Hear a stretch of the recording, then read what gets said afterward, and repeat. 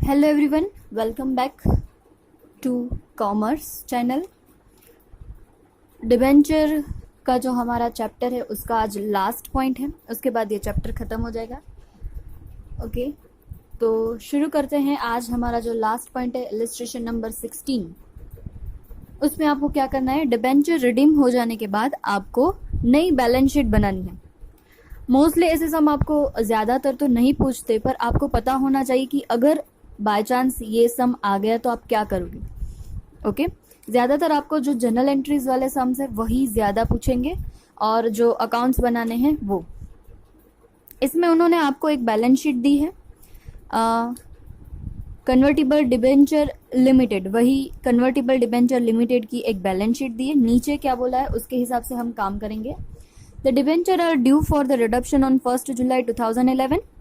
The terms of issue of debentures provided that they were redeemed at a premium of 5% and also confirmed an option to the debenture holder to convert a 20% of their holding into the equity shares at a predetermined price of rupees 15.75 per share and the remaining amount in a cash. यानी यहाँ debenture holder को एक option दिया जा रहा है कि अगर आपको आपके इक्विटी शेयर डिबेंचर है उसको आप क्या कर सकते हो, 20% जितनी अमाउंट आप अपनी डिबेंचर की इक्विटी शेयर में कन्वर्ट करवा सकते हो और बाकी की अमाउंट आपको कैश में मिल जाएगी, ऐसा एक ऑप्शन दिया है।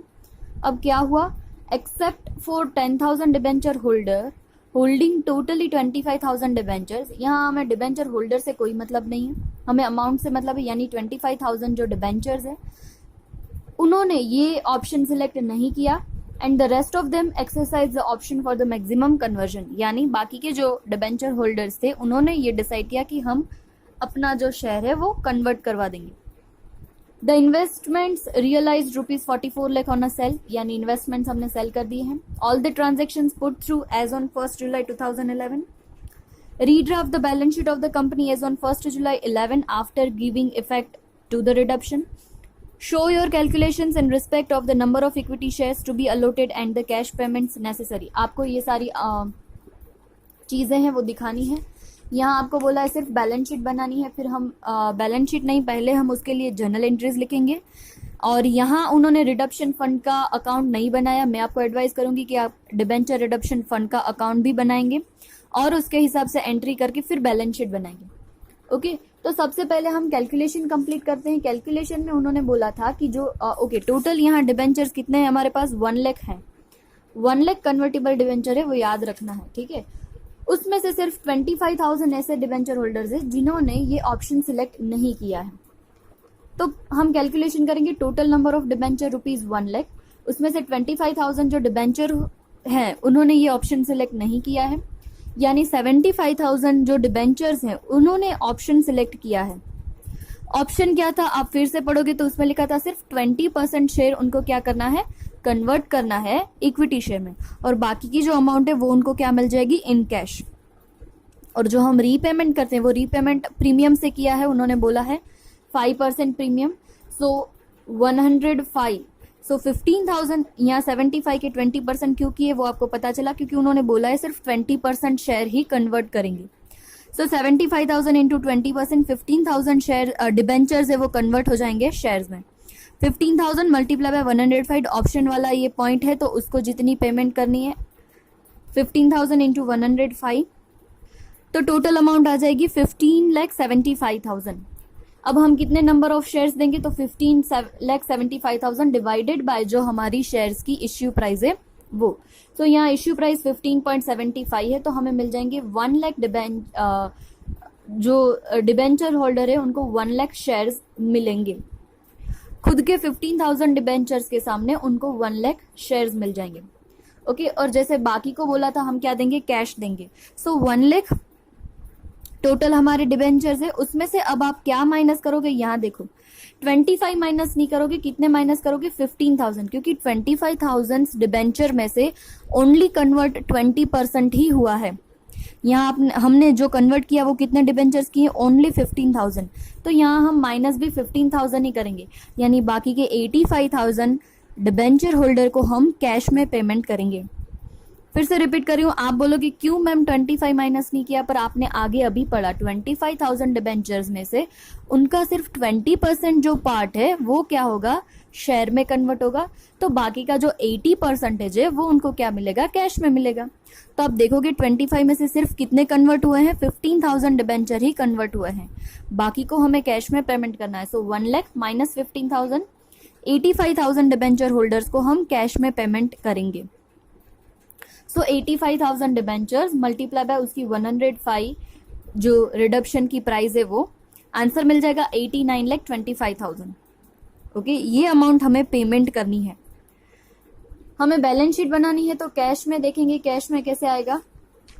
कैश हमारे पास यहाँ कितनी है, कैश एंड बैंक बैलेंस आप देखोगे 50 लाख आपके पास ऑलरेडी है। तो यहाँ पहले आप ओपनिंग लिखोगे कैश 50 लाख, फिर आपको बोला है कि आप इन्वेस्टमेंट सेल करोगे, इन्वेस्टमेंट सेल करोगे तो आपको अमाउंट मिलेगी 44 लाख में आप इन्वेस्टमेंट सेल कर रहे हो। सो 50 लाख प्लस 40 लाख 94 लाख। अब उसमें से हम पेमेंट करेंगे, कितना पेमेंट करेंगे, यहाँ लिखा है 89,25,000, इतना हम पेमेंट कर देंगे। सो 89,25,000 माइनस करेंगे तो बाकी की जो बैलेंस मिलेगी वो हमें मिलेगी 4,75,000। ये हमारी बैलेंस शीट में आएगी।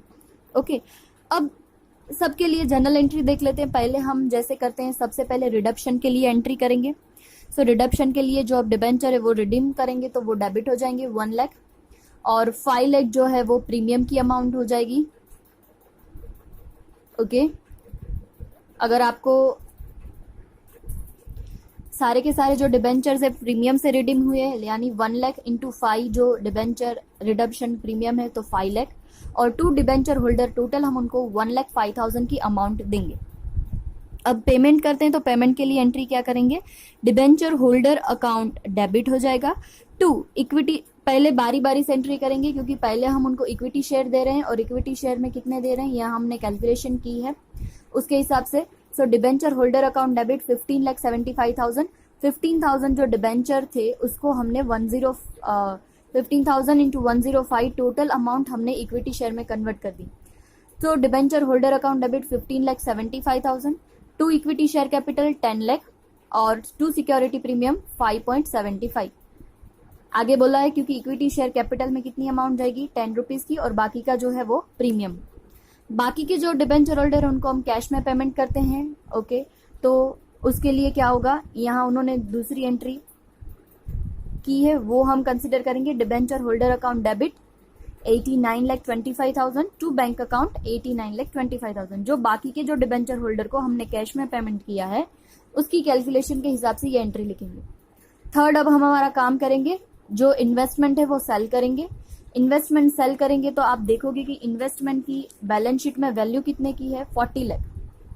Debenture reduction fund investment 40 lakh, और 40 लाख में से अब हमारे डिबेंचर रिडक्शन इन्वेस्टमेंट सेल करके कितने अमाउंट हमें मिली है, 44 लाख अमाउंट मिल रही है। तो bank account debit 44 lakh to, अब इन्वेस्टमेंट चले जाएंगे to debenture reduction fund investment account credit 40 lakh, और बाकी का जो 4 लाख है वो हमारा क्या है, प्रॉफिट है, और वो प्रॉफिट हम कहाँ ट्रांसफर करते हैं, डिबेंचर रिडक्शन फंड में।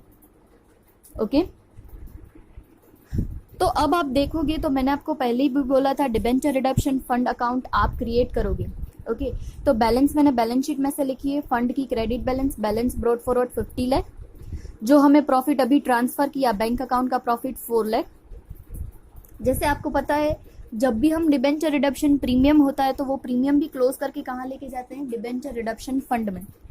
यहाँ उन्होंने क्या किया है, डिबेंचर रिडक्शन फंड प्रीमियम जो है वो क्लोज करके जनरल रिजर्व में ले गए हैं। हम ऐसा नहीं करेंगे, हम जनरल रिजर्व में नहीं लेके जाएंगे, हम कहाँ लेके जाएंगे, डिबेंचर रिडक्शन फंड में। जो हम हर बार करते हैं वही करेंगे। ओके, सो वो डिबेंचर रिडक्शन फंड अकाउंट में क्या हो जाएगा, डेबिट हो जाएगा। Debenture reduction fund account debit ₹5 lakh to debenture reduction premium account. जैसे हम पहले करते हैं वैसे ही हम करेंगे, कुछ अलग नहीं करेंगे। टेक्स्ट बुक वालों ने जनरल रिजर्व में लेके गए क्योंकि फंड का अकाउंट जो क्लोज करके हम लेके कहाँ जाता है, जनरल रिजर्व में। पर हमारी जो सीक्वेंस है, जो हमारी मेथड है वही हम करेंगे। तो आप यहाँ अपनी टेक्स्ट बुक में भी रेक्टिफाई कर देना, डिबेंचर रिडक्शन फंड। और लास्ट में हम क्या करते हैं, फंड की अकाउंट, फंड का अकाउंट क्लोज करके उसको जनरल रिजर्व में लेके जाएंगे। तो यहाँ मैंने फंड का अकाउंट बनाया है, 50 लाख और 4 लाख, 54 लाख में से 5 लाख प्रीमियम का माइनस कर दो, तो बाकी की जो अमाउंट बचेगी 49 लाख वो हम जनरल रिजर्व में ट्रांसफर करेंगे। यहाँ हमारी जनरल रिजर्व की अमाउंट भी डिफरेंट आएगी, क्योंकि उन्होंने जो प्रीमियम है वो जनरल रिजर्व में लेके गए हैं और रिडक्शन फंड में नहीं लिखा है। पर यहाँ आप रेक्टिफाई कर दो, बैलेंस शीट में आंसर सही आएगा। दोनों इसी मेथड से आपको करना है। जनरल रिजर्व में आप कितने लेके जाओगे? 49 लाख। इसीलिए मैंने बोला आप डिबेंचर रिडक्शन फंड अकाउंट बना देना और उसमें आप वैल्यू दिखा देना, तो आपका सम एकदम सही हो जाएगा। ओके, ये जो सारी है वो एंट्री खत्म हो गई। सारे जो अकाउंट है वो हमने क्रिएट किए थे वो बंद हो गए हैं। अब सिर्फ हमें बैलेंस शीट बनानी है। तो आपको यहाँ मेरी बुक पुरानी है तो उसमें हॉरिजॉन्टल फॉर्म दिया है, पर मैंने आपको पहले भी वर्टिकल फॉर्मेट सिखाया है। उस वर्टिकल फॉर्मेट में ही आपको ये सारी एंट्री करनी है। ओके, तो यहाँ जो पुरानी बैलेंस शीट है वर्टिकल फॉर्मेट में, वो वही उसके हिसाब से आपको सिर्फ दिखा दे रही हूँ, फिर आप वर्टिकल फॉर्मेट में क्रिएट कर लेना। ओके, शेयर कैपिटल कितनी है? 5 लाख इक्विटी शेयर कैपिटल है, पर आपको पता होगा कि यहाँ शेयर कैपिटल 10 लाख की ज्यादा क्रिएट हुई। Okay, so total 50 lakh plus आप क्या कर दोगे उसमें 10 लाख ऐड कर दोगे, क्योंकि आपने डिबेंचर के बदले में इक्विटी की है।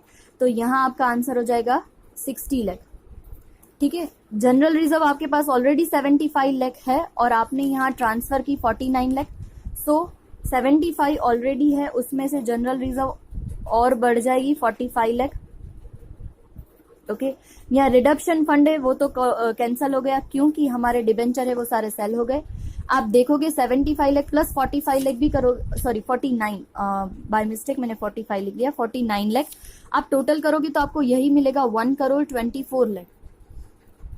ओके, तो आपका कोई आंसर में चेंज नहीं आएगा। सिर्फ यहाँ उन्होंने जनरल रिजर्व में लेके गए वो गलत तो नहीं बोल सकते, उन्होंने अलग तरीके से किया है, पर हम जो हमारी मेथड है वही रखेंगे और उसके हिसाब से ही सम करेंगे और हमारा आंसर 1,24 लाख ही आ जाएगा। अब हमारे डिबेंचर भी चले गए हैं तो डिबेंचर की अमाउंट हम नहीं लिखेंगे। फंड है वो फंड भी क्लोज होके जनरल रिजर्व में चला गया तो वो भी नहीं लिखेंगे। लोन्स और करंट लाइबिलिटी में कोई चेंजेस नहीं, वो वैसे ही रहेगा।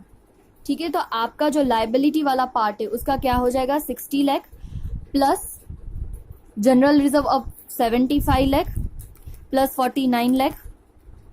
डिबेंचर फंड और डिबेंचर चले गए, उसके बाद जो अदर लोन्स है वो हो जाएगी 50 लाख और करंट लाइबिलिटी है 1,25 लाख। सो टोटल आपका हो जाएगा 2 करोड़। ओके, यहाँ और एक बात, यहाँ जो सिक्योरिटी प्रीमियम है हम सारी चीजें देख लेंगे। सिक्योरिटी प्रीमियम हम लिखना भूल गए 5,75,000, तो आप जनरल रिजर्व के बाजू में यहाँ लिख देना सिक्योरिटी प्रीमियम कितना है 5,75,000। ओके, सो सिक्योरिटी प्रीमियम आप ऐड कर दोगे 5,75,000, तो सॉरी 5,75,000 है, आप सिक्योरिटी प्रीमियम ऐड कर दोगे और बाद में आप क्या कर देना सबका टोटल कर, आप सारी चीजों का टोटल करोगे तो आंसर आ जाएगा 36 लाख 40 नहीं, टोटल आपका हो जाएगा 3,64,75,000। ओके, सिक्योरिटी प्रीमियम भूलना नहीं क्योंकि वो हमारा नया क्रिएट हुआ है। ओके, असेट में तो ज्यादा कोई चेंज नहीं आएगा, सो फिक्स असेट से वो वही रहेगी। इन्वेस्टमेंट है वो अब हमारा चला जाएगा क्योंकि हमने सेल कर दिया है। बैंक बैलेंस अब कितनी आएगी, जो हमने यहाँ अमाउंट फाइंड की है 4,75,000, अब उतनी ही अमाउंट आएगी और बाकी जो अदर करंट असेट है वो 2 करोड़ वैसे की वैसे ही रहेगी। ठीक है, तो इस हिसाब से अब आप वर्टिकल फॉर्मेट में बैलेंस शीट बना देना, दोनों साइड का टोटल सेम आ जाएगा। ठीक है, यहाँ कुछ ज्यादा तो कोई चेंजेस है नहीं। तो ये छोटा सा सम है, उसमें आपको सिर्फ बैलेंस शीट बनानी है। तो बैलेंस शीट में आपको याद रखना है डिबेंचर के बदले में इक्विटी शेयर दे रहे हो तो इक्विटी शेयर ऐड करना है, सिक्योरिटी प्रीमियम हो तो सिक्योरिटी प्रीमियम भी ऐड करना है। ओके, अब डिबेंचर चले जाएंगे, डिबेंचर फंड भी निकल जाएगा और इन्वेस्टमेंट सेल कर देंगे तो वो भी चला जाएगा। और कैश और बैंक में हमने जो चेंजेस किए वो भी हमें याद से लिखने हैं। ठीक है, यहाँ जो पॉइंट था ये नया था, जो 20% ही सिर्फ कन्वर्ट कर रहे हैं वो थोड़ा डिफरेंट है बाकी सम से, तो ये आपको करना है। एक ही सम आपको दिया है ऐसा बैलेंस शीट वाला, सम नंबर आई थिंक 5, हाँ, फाई जो सम नंबर है वो आपको ऐसा बैलेंस शीट वाला दिया है। ज्यादातर ऐसे सम्स आपको नहीं पूछे जाते।